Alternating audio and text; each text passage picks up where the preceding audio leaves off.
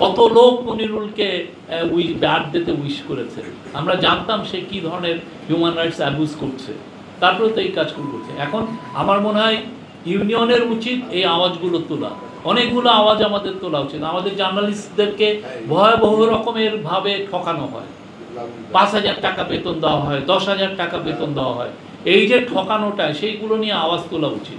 টানা সপ্তমবারের মতো best tissue paper brand হিসেবে স্বীকৃতি পেয়েছে বসুন্ধরা টিস্যু। আমাদের ডিএপির যে সিস্টেমে সর্ষের ভিতরে ভূত, সেই জায়গাটায় আওয়াজ তোলা উচিত।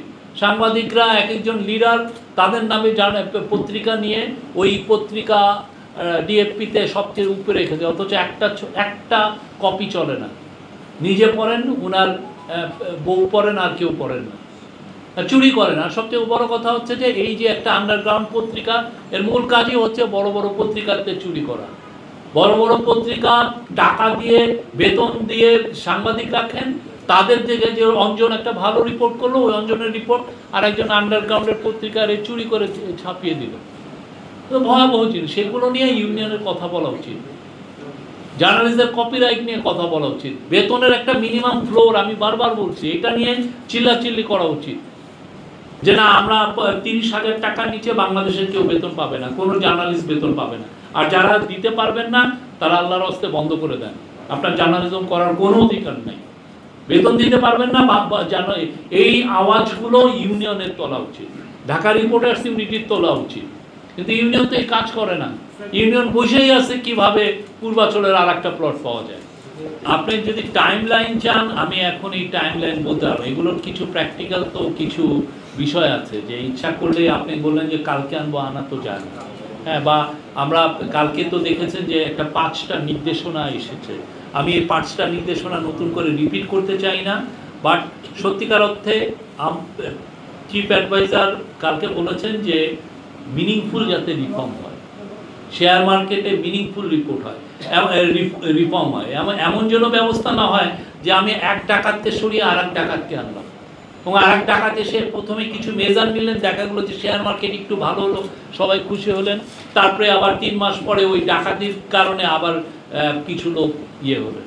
শেয়ার মার্কেটটা যাতে ডাকাতদের আড্ডাখানা না হয়, এটা আমাদের চিন্তা ভাবনা করতে হবে, যাতে বাংলাদেশের প্রত্যেকটা যে কোনো ইনভেস্টর যিনি শেয়ার মার্কেটে ইনভেস্ট করেছেন তাদের সবার ইন্টারেস্টটা যাতে প্রোটেক্ট হয়, যাতে ভেস্টেড ইন্টারেস্ট গ্রুপ যাতে শেয়ার মার্কেটকে ম্যানিপুলেট না করতে পারে। আপনি গত 15 বছরে কি হয়েছে, 2010 সালের যে ভয়াবহ ডাকাতি হয়েছে, এটার কোনো কি হয়েছে, কোনো ধরনের কোনো অ্যাকাউন্টেবিলিটি এসছে এটার মধ্যে? কেউ কি এটার জন্য আইনের আওতায় এসছেন? আসেন তো নাই। তো এই সময় যেটা হচ্ছে যে একে সরিয়ে 1 ডাকাত সরিয়ে আর 1 ডাকাতকে আনা হয়েছে, দেখা যাচ্ছে যে ভিতরে তারা সবাই এক।